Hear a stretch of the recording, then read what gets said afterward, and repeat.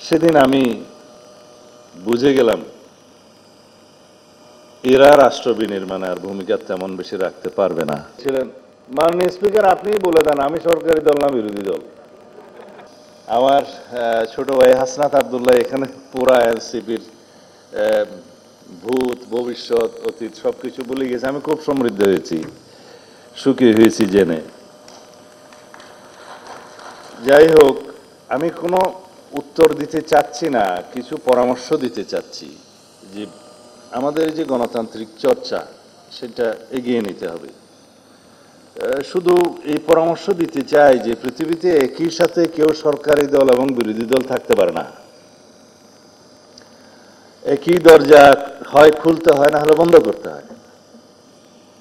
এখনো পর্যন্ত সেই টেকনিক কেউ আবিষ্কার করতে পারে নাই। যেদিন ছাত্র প্রতিনিধিরা সরকারে যোগদান করলো, আমি তখনও দেশে প্রত্যাবর্তিত আসতে পারিনি। আজকে আপনাদের সাথে শেয়ার করি, সেদিন আমি বুঝে গেলাম এরা রাষ্ট্র বিনির্মাণে আর ভূমিকা তেমন বেশি রাখতে পারবে না। অনেকে বলবে আমাদের মাথায় তো অনেক বুদ্ধি। এটা বুদ্ধি নয়, এটা অভিজ্ঞতা। যে কোনো গণ অভ্যুত্থান পরবর্তী পরিস্থিতিতে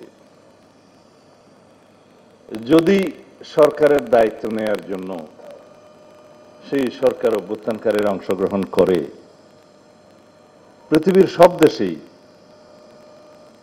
সেই অবস্থাটা এরকম। অ্যান্টি ইনকামবেন্সি পৃথিবীর সব দেশে থাকে, আছে, বাংলাদেশে একটু বেশিই আছে।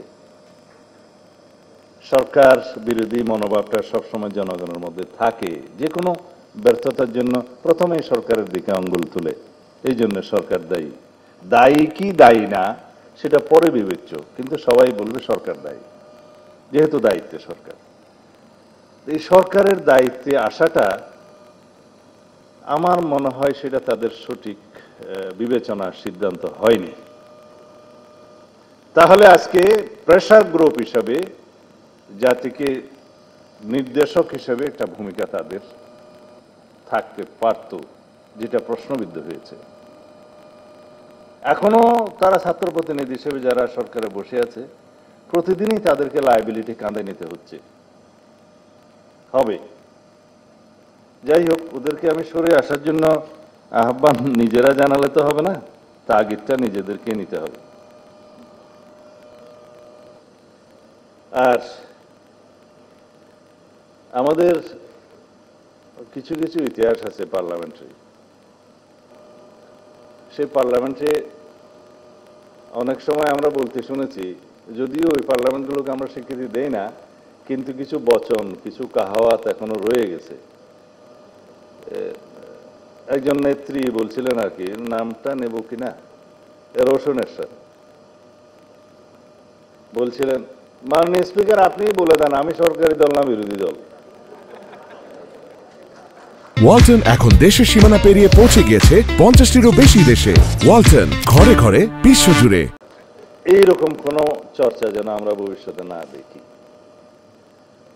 বিরোধী দল সেটা যত সংখ্যা কম হোক, বিরোধী দলের একটা বিশেষ গুরুত্ব পার্লামেন্টে থাকে। সেটা 5 জনের হোক, 10 জনের হোক, 50 জনের হোক, 100 জনের হোক, বিরোধী দল বিরোধী দল। কালকে কয়েকটা সমাবেশ হয়েছে সারা দেশে, বিভিন্ন বিভাগ পর্যায়ে। এটা পত্রিকায় আজকে হেডলাইন দেখলাম, কোথাও বলছে বাংলাদেশ জামাত ইসলামী সরকার গঠন করবে, বিএনপি বিরোধী দলে যাবে। তো ভাই সব আপনারা কি নির্ধারণ করে দিয়েছেন বিএনপি বিরোধী দলে যাবে নাকি জনগণ করবে? কিন্তু আমার জবাবটা এখানে সেরকম না। আমার জবাব হলো, আপনারা যখন এত বেশি কনফিডেন্ট হলেন, আত্মবিশ্বাসী হলেন যে সরকারি দল হবেন, তাহলে নির্বাচন না আসেন না কেন? আজকে এই বাহানা, কালকে এই বাহানা, পরশু এই বাহানা দিয়ে নির্বাচনকে বাধাগ্রস্ত করতে চাচ্ছেন কেন? উদ্দেশ্য কি সেটা তো আমরা জানি, আরো একটু কিছুদিন পরে বলবো। কাদেরকে নিয়ে আপনারা আন্দোলন করছেন এখন যুগপথের সঙ্গে, সেটা জনগণ দেখছে। তাদের মধ্যে একটি দল আছে, আমি নাম নিলে তো আবার অসুবিধা, 2024 সালের 7ই জানুয়ারি আমিডামে নির্বাচনে অংশগ্রহণ করেছিল। মার্কাটা বলতে পারি না? না, আচ্ছা আপাতত এটা থাকলো, কারণ 7টা দলের মধ্যে আপনারা নাম খুঁজে নেবেন।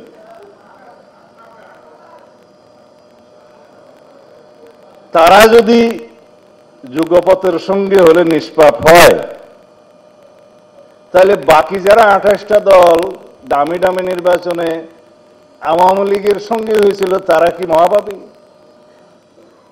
মানে আপনাদের সাথে সঙ্গী হলে যুগপথের, তাদের কোনো পাপ নাই, এই নীতি সঠিক নয়। আর আপনারা কি বাতাসের কথা বললেন, তো যারা 2024 সালের নির্বাচনে তারা অংশগ্রহণ করার সুযোগ হয় নাই, কিন্তু তার আগের সব নির্বাচনে যারা হাত পাকা দিয়ে বাতাস করেছে তারাও সঙ্গী।